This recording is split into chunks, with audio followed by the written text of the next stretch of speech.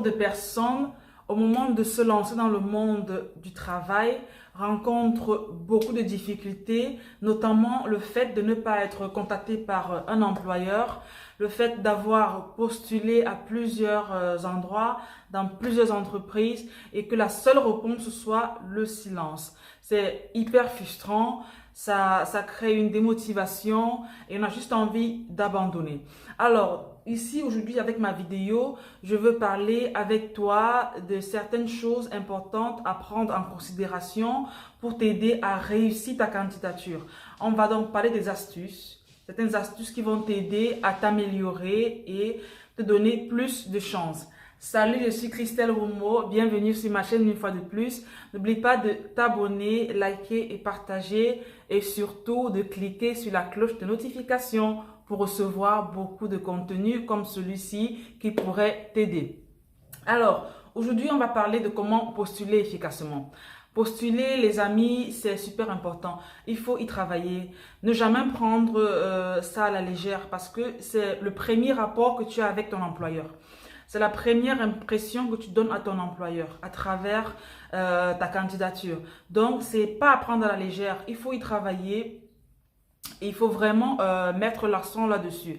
La première chose à faire, c'est de rédiger un CV adéquat, un curriculum vitae adéquat. C'est super important de s'approcher de quelqu'un qui sait mieux le faire si on a des difficultés parce que bon nombre de personnes ne savent pas le faire.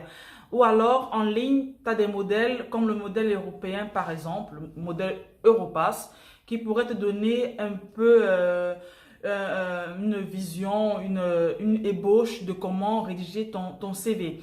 Ou alors te rapprocher d'un frère, d'un voisin, d'un ami, une connaissance qui pourrait t'aider à le rédiger. En fait, c'est un peu un résumé de ton parcours, de tes connaissances, de tes diplômes, de tes atouts que tu vas mettre dans ta demande de travail, qui pourra t'aider à postuler. Donc, c'est super important.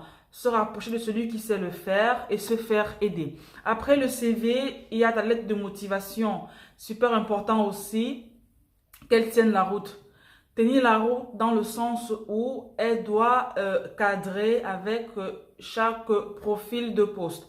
Et tu ne saurais garder une même lettre de motivation pour un poste d'infirmière et un poste de serveur dans un restaurant. Non, ça doit cadrer avec ce pourquoi tu postules, pour le profil que tu as devant toi. Par exemple, à l'aide de motivation, je prends l'exemple d'un hôpital qui recherche une infirmière en salle d'op pédiatrique et le même hôpital recherche une infirmière en oncologie. Tu dois essayer d'adapter à chaque fois ta lettre de motivation à un profil de poste. C'est super important. Donc, dans ta lettre de motivation, tu dois justement préciser aussi le profil de poste que tu veux obtenir. Tu dois mettre des informations comme ton email, ton adresse email, ton numéro de téléphone et essayer de répondre brièvement à la question qui est généralement posée. Pourquoi est-ce que je te prendrais toi à ce poste? C'est généralement la question que les employeurs posent lors des entretiens, mais tu pourrais prendre une avance en disant en 2, 3 mots dans ta lettre de motivation pourquoi est-ce que toi, tu serais celui qu'il faut prendre à ce poste.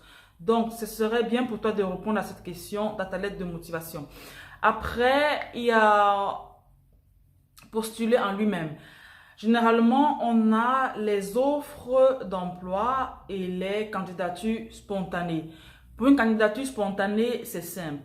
Tu es facilement guidé. Tu vas sur la page, par exemple, de Saint-Pierre, hôpital Saint-Pierre. Tu vas sur Job et tu cliques sur candidature spontanée et tu es dirigé dans des cases que tu dois juste remplir et mettre ton CV et envoyer ta candidature. Maintenant, il y a un autre aspect qui est l'offre d'emploi. L'offre d'emploi, généralement, je te conseille de le faire en mail de motivation. Le mail de motivation, c'est un peu comme la lettre de motivation 2.0. 2.0 parce qu'elle est plus synthétique et plus brève. Normalement, elle se fait en 5-8 lignes, grand max 8 lignes. Il ne faut pas qu'elle soit trop longue parce que l'employeur n'a pas tout le temps de lire une Bible. Il faut être bref dans ce qu'on fait. Donc, dans le mail de motivation, il faut déjà éviter d'avoir les adresses mail du genre clusterwomo 123 arrobas, non. Il faut avoir une adresse mail très simple, nom, prénom, arrobas et ce qui suit hotmail, gmail.com et tout ça. Ça fait plus professionnel en fait, c'est plus professionnel. Ensuite, tu as l'objet. L'objet doit regrouper, doit donner une information précise à ton employeur. Je prends un exemple aussi. Par exemple, infirmière salle d'op et tu mets la référence du profil à côté. Super important. Avec ça, l'employeur, quand il reçoit ton mail, l'offre lui donne déjà les informations sur ce pourquoi tu postules.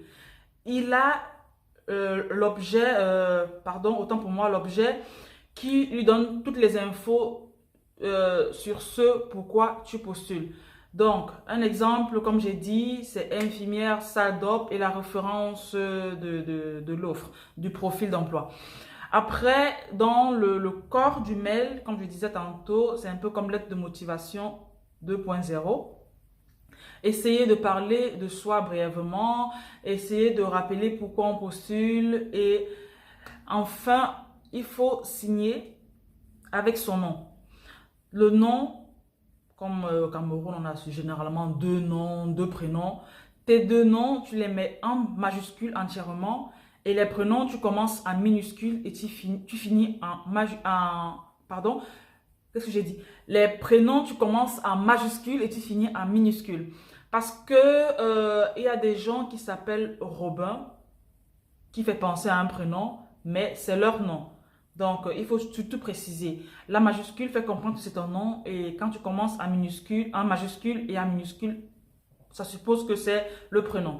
Donc, toujours signer avec son nom et aussi à la signature, il faut rajouter son numéro de téléphone. C'est un peu comme... c'est comme une attention envers l'employeur. Ça l'aide à aller rapidement trouver ton numéro de téléphone. Par contre, tu ne le rajoutes pas quand tu signes. Il doit ouvrir ton CV ou ta lettre de motivation pour trouver ton numéro de téléphone. Ça lui prend du temps. Essaie de lui alléger la tâche. Donc, après ça... je crois que c'est tout pour le mail de motivation. Donc, il faut essayer d'être vraiment bref, il faut essayer d'être concis, d'être précis, d'essayer de faire des synthèses, ne pas écrire des bibles, essayer d'alléger la tâche à l'employeur. Ça lui permettra de traiter facilement votre demande et peut-être de vous contacter. Bref, ça vous donne plus de chances. Mettez de votre côté toutes les chances pour être rappelé. Ensuite, je vous conseille aussi de tenir un tableau à jour, un tableau de toutes vos candidatures, donc partout où vous avez postulé. Tu tiens un calendrier du genre hôpital Saint-Pierre, telle date, hôpital des enfants, j'ai postulé à telle date, hôpital de Namur, j'ai postulé à telle date, pour rappeler, par exemple, passer un coup de fil selon les dates auxquelles tu as postulé. Pour éviter, par exemple, de rappeler un employeur le lendemain ou alors 2 jours après. Voilà, selon la date que vous avez notée, vous direz par exemple, j'ai postulé quand même il y a 4 jours. Ce serait le moment de rappeler pour voir si, par exemple, ils n'ont pas reçu mon mail, un truc du genre. Donc, tenir un calendrier de bord avec les dates auxquelles vous avez postulé. Après, il ne faut surtout pas vous renfermer sur vous-même. Il faut vous rapprocher de vos proches, de vos amis, pour essayer de parler des candidatures que vous avez déposées. Ça vous donne moins de stress, ça vous aide à passer les moments d'attente plus facilement, je veux dire. Donc, faut pas s'isoler. Je vous conseille aussi dans le cadre de ceux qui veulent postuler pour l'infirmerie, parce que moi j'ai fait infirmerie, donc je reviens toujours là-dessus. Ceux qui veulent postuler dans le cadre de l'infirmerie, n'oubliez pas de mettre votre équivalence de diplôme.